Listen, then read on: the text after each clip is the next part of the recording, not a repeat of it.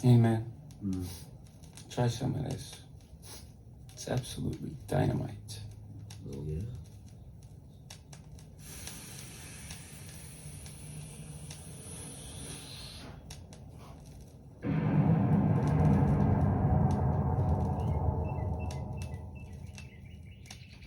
A child's garden of grass.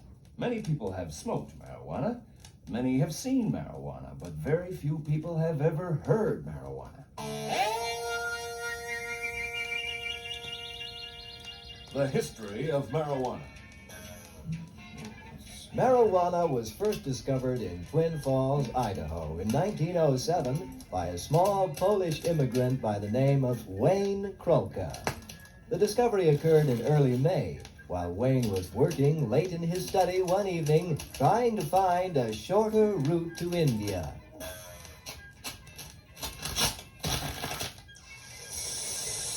That's one small toad for man. And a giant toad for mankind.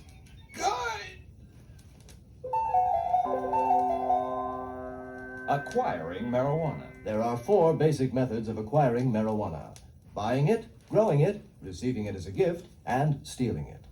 Buying marijuana. Yeah? I'd like a big bottle of root beer, please. Okay. And a copy of Playboy. Alright. And some pistachio nuts. Yeah. Could I have a cleaner copy of Playboy, please? Oh, yeah, I'm sorry. Shit. And a pack of marijuana, please. Mexican, Vietnamese, or domestic? Mexican. Flip top, flat box, South pack of bulk. Take bulk. Thank you. Alright, that comes to, that'll be $2.15. $2.15. Growing marijuana.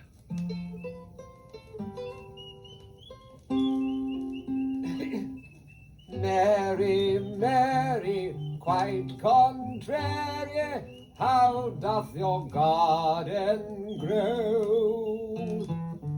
Really great when there's no heat, and usually best when I put the seeds about a half-inch underground, water lightly once a week, and hope for the best.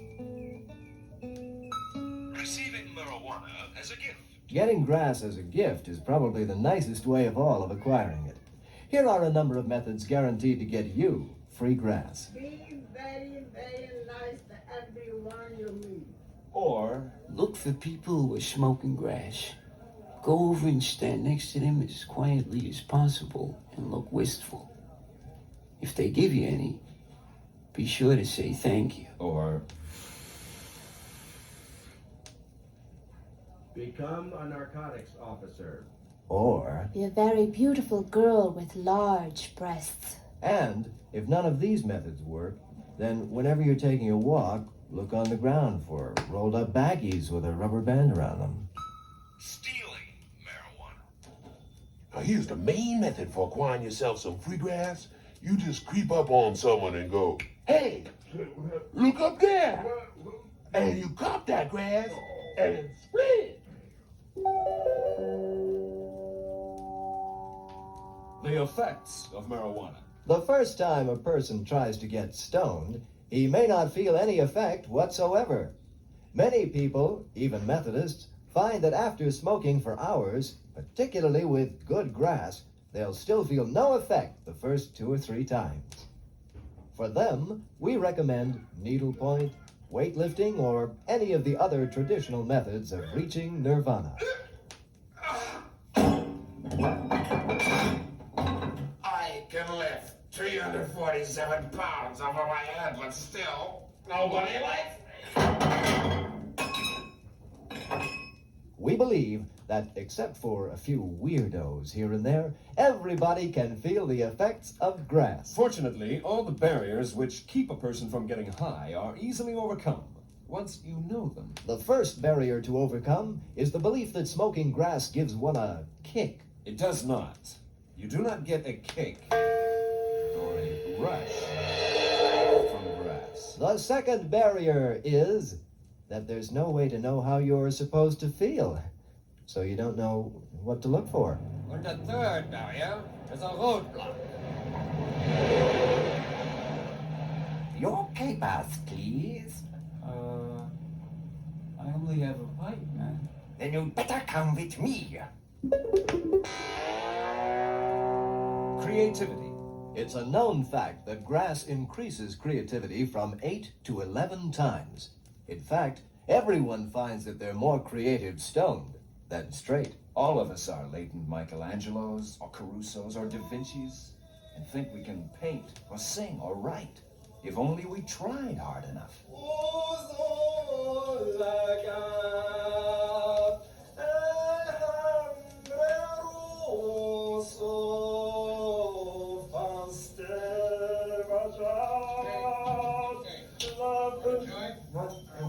Yeah, thank you.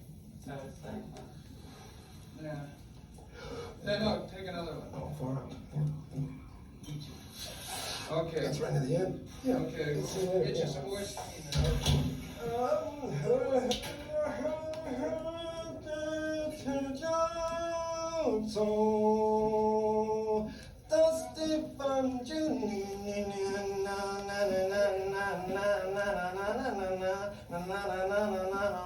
my baby, she's a dirty dog and she know it. I got about just a half of wine and she can blow it. Yeah, you take a trip to the left, you take a trip to the right. When you trip too far, you're gonna fall all night. Well, that's what you get, standing by yourself, doing the dirty dog. Gonna come to little shit.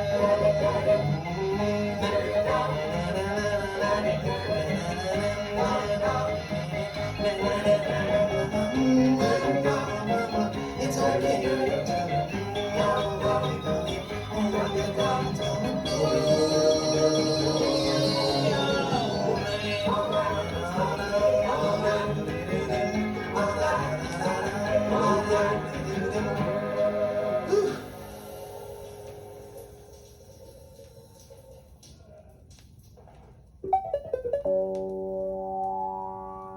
The physical effects of marijuana. The first sensations may be felt instantly after having smoked some grass, or an hour after having eaten it.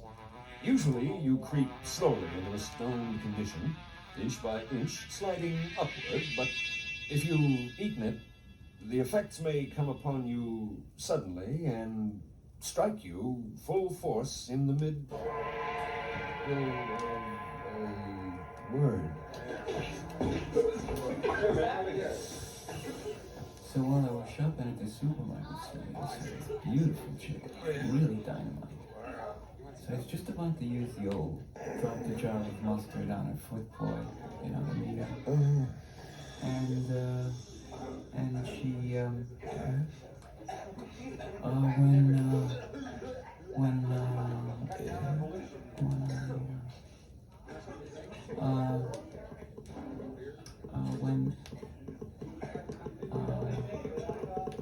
what were we talking about?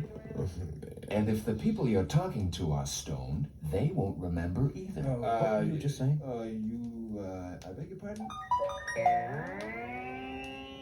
The first sensation you'll feel will be physical.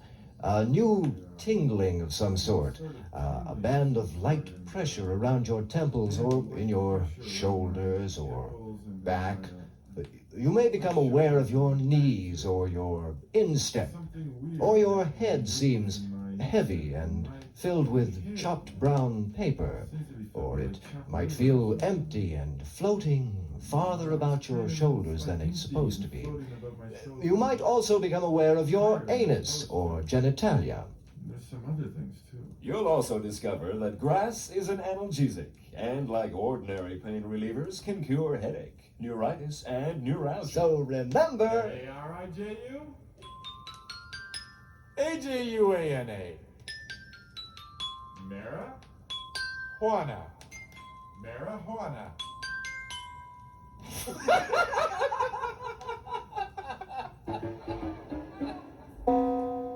Psychological effects. Sometimes the early psychological changes coincide with the early physical changes experienced while stoned, but the famous mind expansion comes after the famous physical sensations. Grass heightens and distorts. For example, profound revelations. You may think you have profound revelations, only to discover later that they are none too profound. For example, profound revelation number 1. Survival of the species is everybody's business. Profound revelation number 2. No matter how much you may dislike pickles, it is, after all, the only thing you can do with cucumbers. What may cause this magnification of the importance of certain things is that your mind seems to be racing along, and sometimes you find operating on a number of levels at once. Simultaneously. There is also the fact that you tend to forget everything almost as soon as it happens, and certain thoughts seem to take on secondary and even tertiary. Hey, man, what are you talking about? I think I forgot.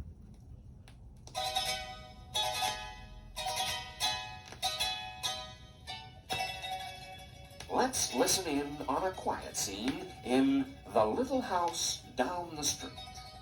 Andy and Virginia are very stoned and are spending the evening listening to their collection of old records and giggling a lot. Let's listen. Are you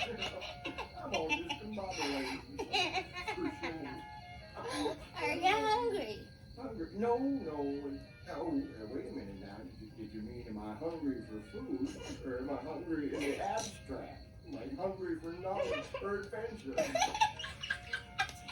It's my own humor.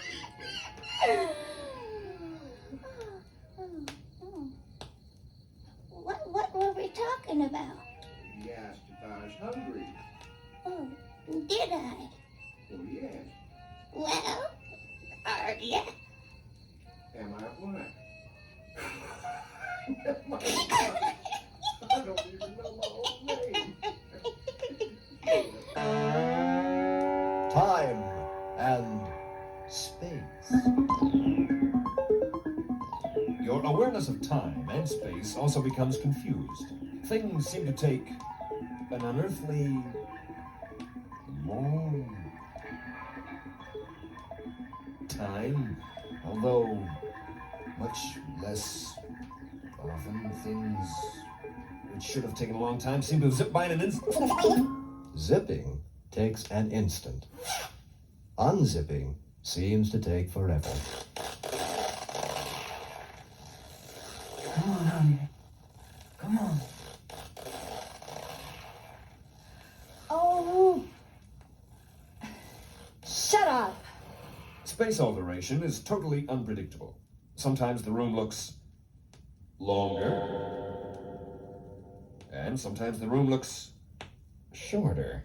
Sometimes the ceiling seems to be 3 floors above you, or only an inch from your head. Oh, geez, son of a bitch. Maybe there will be no space alteration in your room whatsoever, but get up and walk down a flight of stairs, and that flight of stairs becomes infinite.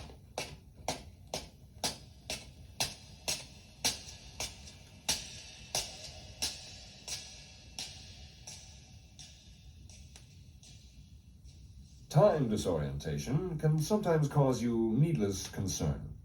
Who hasn't experienced having his girlfriend say that she's going to the kitchen for some Coke? I'm going to the kitchen. Okay. With some Coke.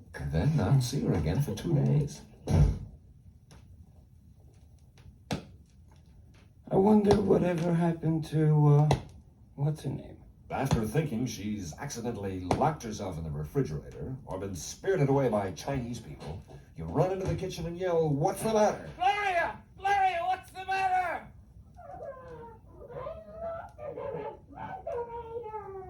Only to realize she's been gone less than a minute.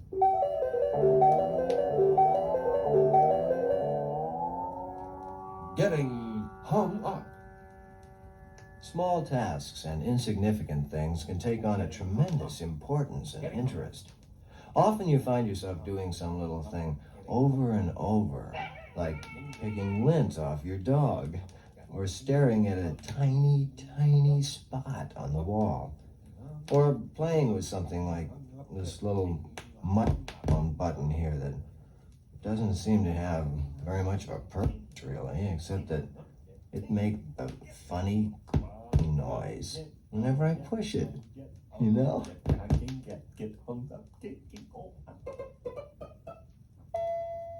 Time disorientation and hung-upness act together quite often, and you find yourself doing something inane for a long time and thoroughly enjoying it, even though every now and then you think you've been doing it forever. When you're doing something really dumb, like watching Queen for a Day or The Flying Nun on TV, another symptom is revealed.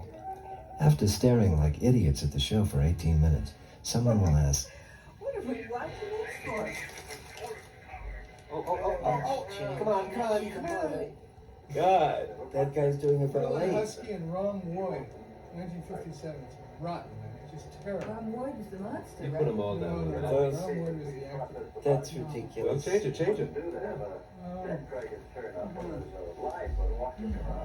What, Wait, didn't you just... hmm? I thought you flipped... You know what this is? Oh. What is Got a guy? No, what is it? Bridge Hoser's Holiday, 1933. Who's? Bridge Hoser's Holiday. A Sterling Lloyd film on the first Lloyd. Oh, Why don't you flick the green on so his you shoes are change purple? Yeah, Let me change see it. what else is on there. oh, come on. Oh. You really like watching this? Look, I'll flick them you'll on. all turn and nod at whoever asked the question, then resume your show watching all together until the show is concluded. Why? Because a basic truth about being stoned is that everything, even television, is good. You must learn to be careful of this. Funniness.